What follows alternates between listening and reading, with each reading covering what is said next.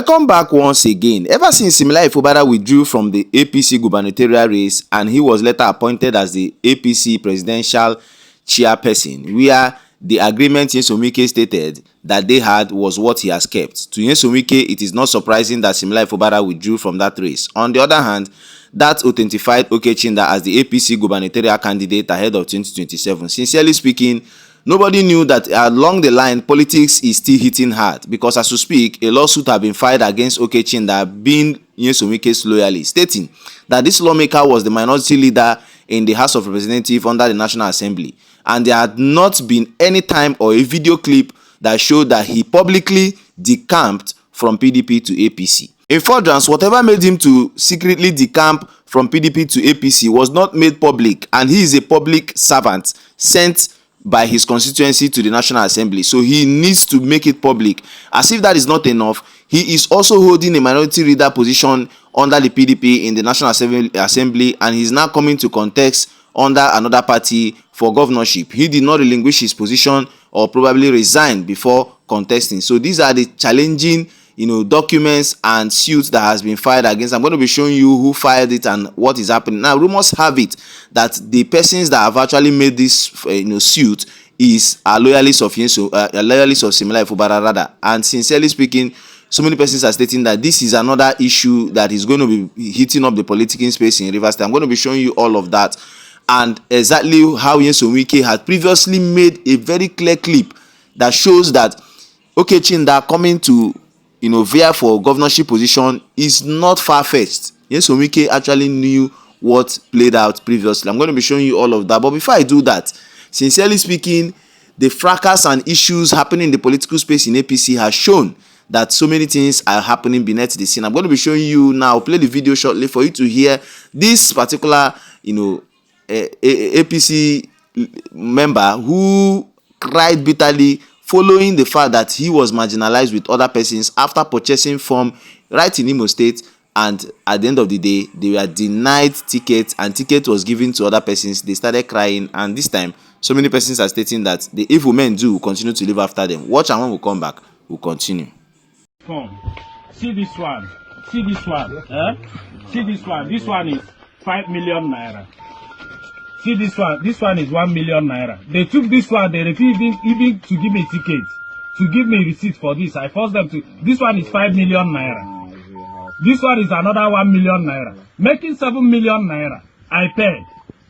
Now we're going to all the money they sorted me from the party office. I spent over 10 million naira in that party office. I spent over 10 million naira purchasing this useless form. We were 6 in our house that bought this form, and all of us spent equally the same amount, over 10 million naira, 7 million naira, plus all the money they sorted us from that APC party office in Owerri. They didn't find any of us worthy. These are my credentials. These are my credentials. All my credentials. All my credentials. This is my degree result. Everything is here. Everything is damn here. Everything is damn here. Nobody has contributed what I've contributed to that house. You look at us. You didn't find any of us worthy. You went to and gave somebody, a woman that bought federal house form, that did not pass primaries in federal house. You went and gave her ticket. Somebody that never bought form for House of Assembly, you went to give her ticket for House of Assembly. Who does that? So who will pay us all the money which we have? I've spent over 100 million naira in this project. I've spent over 100 million naira in this project. You did not call us for any meeting, nothing. You just stayed at the government house to decide who you are giving the ticket. And you did not find any of us, the 6 of us that bought this form, you did not find us worthy. You now went and gave it to a woman who never declared interest to contest House of Assembly. It will not happen, no. It will not happen. It will never happen. This is criminality. It will never happen. How? The party is supreme, party is supreme. Party is supreme. How is party supreme when party cannot act honorably? How can you tell me that? I've been here for over 2 months, campaigning, doing all sorts of things, spending my money, I spent over 100 million naira in this journey. Then gonna run a government house only for you to call a woman who never bought this form. By 12 midnight, you called her to come and fill form for House of Assembly when she has already filled House of Rep. She could not succeed for House of Rep. Now you called her to come and fill form for House of Assembly. Who does that? It should not happen, no. It should not happen. It should not happen. Go and keep this thing. Go and keep the image, okay. Welcome back once again. I believe you've listened attentively to the aggrieved APC chieftain who decided to pour out all his anger on the party ticket that was denied of him and others. Sincerely speaking, when he made the statement of the journey that he was embarking, it's not looking like an investment. And this is the reason why some of these politicians, when their constituents have actually sent them to the National Assembly or to the State Assembly, they do the bidding of themselves. That is what it is, because he must have spent this huge amount of money hoping to use the money allocated for the constituents to actually do his own bidding. And this is where the corruption lies, bedded under the APC. As if that is not enough, on the part of Chinda, he has now faced what we call court injunctions and court suits. As you could see on your screen, court asked to stop INEC from recognizing Chinda as APC Rivers Guba candidate. Fresh legal drama in Rivers State politics as a group of lawyers.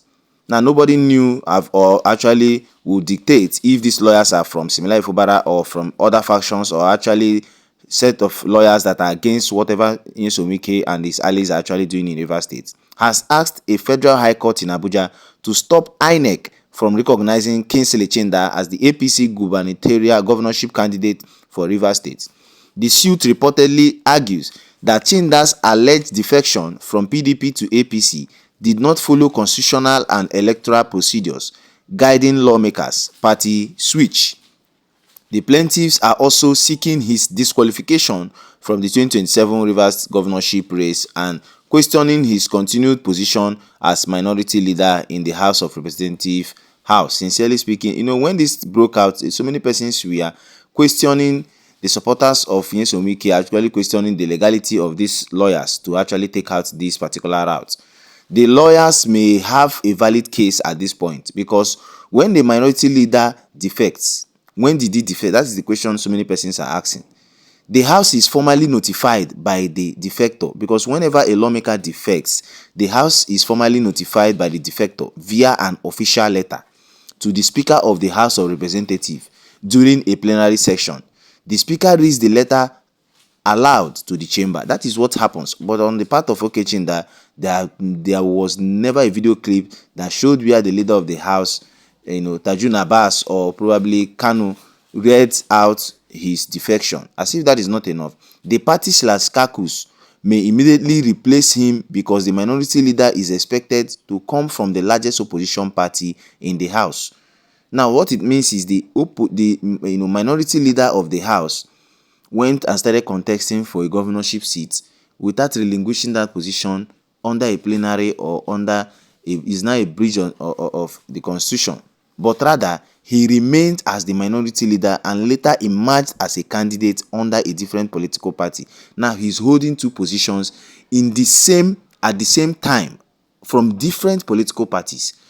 Under the minority leadership in the House of Representatives, he is a PDP member. Under the gubernatorial candidate of the APC in Rivers State as an aspirant towards the governorship ahead of 2027, he is an APC member. So if he is an APC member, he is not supposed to hold the position of a minority leader in the House of Representatives. So this is the clauses at which these particular lawyers are not taking this route. So many persons have reacted that this is a clear move to actually vindicate Similai Fubara. On the part of Similai Fubara, the brother had actually moved on the verge of making sure he cleans on the NDC ticket. So many persons are stating that this politicking is becoming more intense. Now, I'm going to be showing you, I'll play the video shortly for you to hear WIKE, where he made a statement previously stating that Chinda should be the best or should be in the best position to be the governor of Rivers State. He made this statement previously when he had issues earlier with Similai Fubara. That is to tell you that the emergence of Chinda has been known before now. As a matter of fact, an urgency, if not for the fact that Chinda was hailing from the Ikwere axis of Nyesom Wike, he would have been the first person to have been brought. But not until he brought Similai Fubara from the riverine area, now he has returned it back to the Ikwere axis. Listen attentively to him, and the previous video and the recent one he made now, contradicting himself as always. Watch and react on the comment section. What is your view? What is your opinion regarding this lawsuit that has been filed? Is it a welcome back to democracy, stating clearly that the rule of law must carry the day? At the end of the day, the masses will actually rejoice. What is your take regarding this, and what is your view towards everything that has been discussed in this particular video? Enjoy the rest of the video. Pressure came on me. Pressure came at the time we wanted who would succeed me. Pressure came. One of the very best I would have presented would have been Chinda. One of the very best. A good product markets itself. Everybody knows that Kingsley Chinda is the material. Quite experienced. He has worked with the executive and now the legislature. You can hear his voice when he was minority leader of the PDP. I'm sure that he must have been approached by the leader of Progressive Congress to join them and then get the ticket. I'm not surprised that the governor withdrew.